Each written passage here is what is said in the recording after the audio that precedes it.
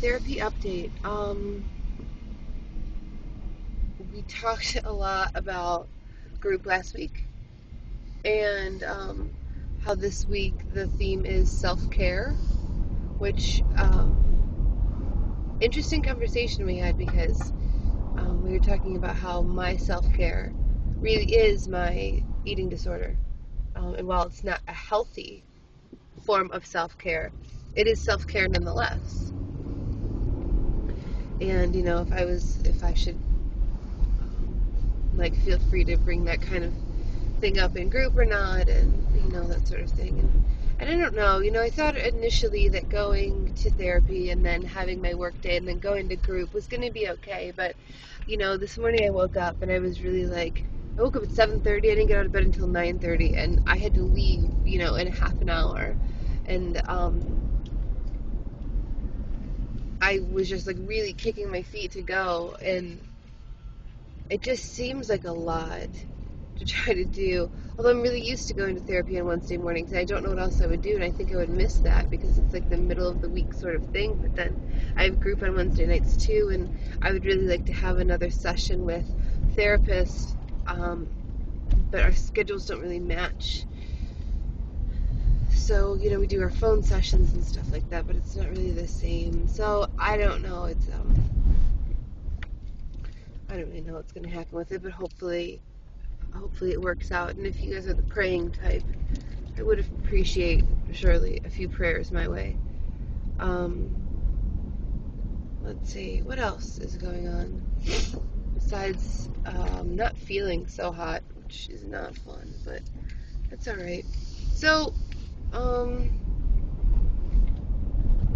we talked a lot about vulnerability. We talked about my eating disorder. We talked about um, things I feel like I have to keep secret. And it was funny because we were kind of bullshitting and laughing and whatever. And then she's like, okay, so what are we really not saying? What are we really not talking about that needs to be talked about? Like, she let me go on with the filler for a while, and then she kind of like, all right, let's kind of get down to it. And the one thing that I actually meant to bring up but didn't actually have the time to was my mom and her side of the family and one of my brothers went to a music festival several states away from where they live over the weekend. And it was more than just going to a music festival. It was also, they decided to have like a memorial for my uncle who died about 10 years ago. And so we had this group text thing going on that my aunt had included me in, and why exactly I'm not sure because I wasn't there. But so the point is, somebody would text, and it would send a text, and it would send everyone the text, everyone who was like linked in to this thing, right? So I'm standing there, and all weekend I'm getting these texts from, my mom texting other people, but I'm seeing her texts, and they were so like carefree and happy-go-lucky, and so like the her that I've seen when she's around other people, when she's around her friends, when she's happy, when not like the fake her, the like genuinely happy her who I've never personally known. I've only seen through other people or have been witness to briefly while she's around other people. But not, I've never had that interaction with her. And, she's the one that started talking about let's do this all again next year. We'll get tickets now because they're really cheap for this concert, and let's make sure that we come, and like we'll come back and we'll see you soon. Talking to my aunt who they went to go visit, and this whole bonding thing, and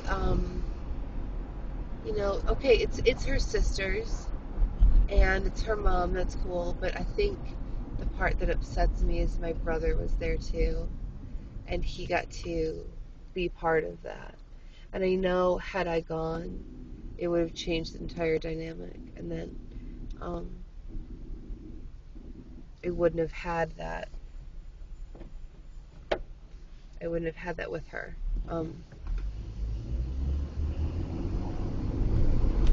That she wouldn't have been, she wouldn't have had as good of a time. She wouldn't have been responding the way that she did, and she wouldn't have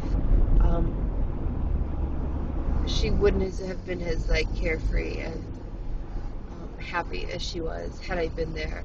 And that's not to say that like it's not like a woe is me kind of like statement or my mom hates me way out. Like it's not like that.